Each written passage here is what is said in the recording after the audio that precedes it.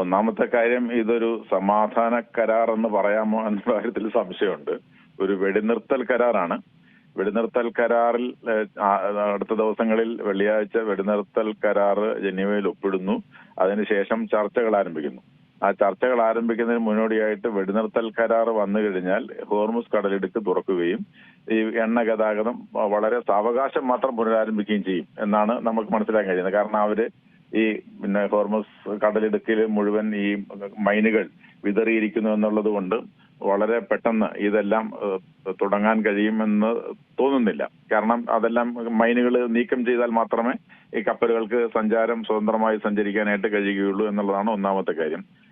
രണ്ട്, ഈ നമുക്കെല്ലാവർക്കും അറിയാം, ഈ 107 ദിവസം നീണ്ടുനിന്ന സംഘർഷങ്ങളുടെ ഭാഗമായിട്ട് ഇറാൻ ഒരുപാട് പശ്ചിമേഷ്യൻ രാജ്യങ്ങളുടെ എണ്ണ വാതക പ്ലാന്റുകളെയും മറ്റും വളരെ ഗുരുതരമായി ആക്രമിച്ച് കേടുപാടുകൾ വരുത്തിയിട്ടുണ്ട്.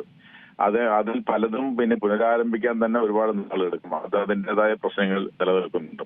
അപ്പൊ ഇങ്ങനെയൊക്കെയുള്ള പ്രശ്നങ്ങൾ ഒരു ഭാഗത്ത് നിലനിൽക്കുന്നു. രണ്ടാമത്തെ പ്രധാനപ്പെട്ട ഭാഗം ഇസ്രായേലിന്റെ ഒരു നിലപാട് നമുക്കിപ്പോഴും ആശങ്കയുണ്ടാക്കുന്നുണ്ട്. കാരണം ഇറാനും ഇസ്രായേലും അമേരിക്കയും തമ്മിലാണ് യുദ്ധം നടന്നതെങ്കിലും ഇറാനും അമേരിക്കയും തമ്മിലാണ് ഇപ്പോൾ വെടിനിർത്തൽ കരാർ വന്നിരിക്കുന്നത്.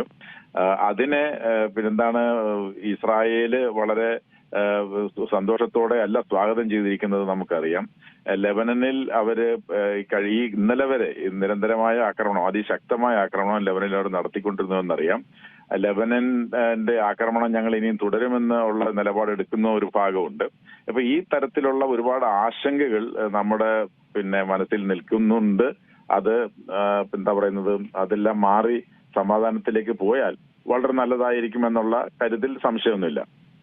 ഏറ്റവും പുതിയ വാർത്തകളും വിശേഷങ്ങളും വിരൽത്തുമ്പിലറിയാൻ സീ മലയാളം ന്യൂസ് എല്ലാ ഡിജിറ്റൽ പ്ലാറ്റ്ഫോമുകളിലും ലഭ്യം.